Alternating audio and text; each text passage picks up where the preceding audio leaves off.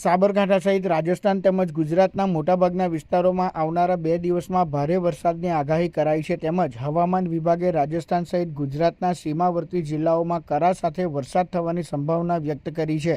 ત્યારે સાબરકાંઠા જિલ્લા વહીવટીતંત્રએ ખેડૂતોનો તૈયાર થયેલો પાક વરસાદ થાય તે પહેલાં જ સલામત સ્થળે રાખવા સૂચનો કર્યા છે. સાથોસાથ હાલમાં ખેડૂતોને કોઈપણ પ્રકારની રાસાયણિક દવા ખાતર છંટકાવ ન કરવાની પણ સલાહ આપવામાં આવી છે.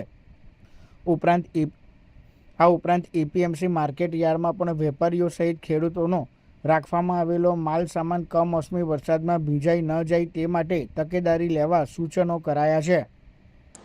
હા, વાત સાચી. હવામાન વિભાગ દ્વારા 29 થી 30 તારીખ માર્ચમાં સાબરકાંઠા સહિત ઉત્તર ગુજરાતના કેટલાક જિલ્લાઓમાં હળવાથી મધ્યમ વરસાદની આગાહી છે. આ પરિસ્થિતિમાં ખેડૂતોને અગમચેતી રૂપ તેમનો જે પાક તૈયાર થઈ ગયેલ છે તે પાક સલામત સ્થળે ખસેડવા, તેમજ આ સમયગાળા દરમિયાન પિયત ન આપવું, તેમજ ખાતર તેમજ જંતુનાશક દવાનો છંટકાવ ન કરવો જોઈએ તેવી ખેતીવાડી વિભાગ દ્વારા દરેક ખેડૂતોને સૂચિત કરવામાં આવે છે. અને દરેક ખેડૂતોને આ બાબતે એપીએમસીના જે સંચાલકો છે તેમને પણ આ બાબતે ધ્યાન દોરવામાં આવે છે કે જો ખેડૂત જણસી હોય તો જણસી સલામત સ્થળે ખસેડવી, તેમજ ખેડૂતોને પણ તેઓનો તૈયાર થયેલો પાક સલામત સ્થળે ખસેડવો જેથી પાકમાં નુકસાનીથી બચી શકાય. આ સમયે અગમચેતી તે જ સલામતી છે.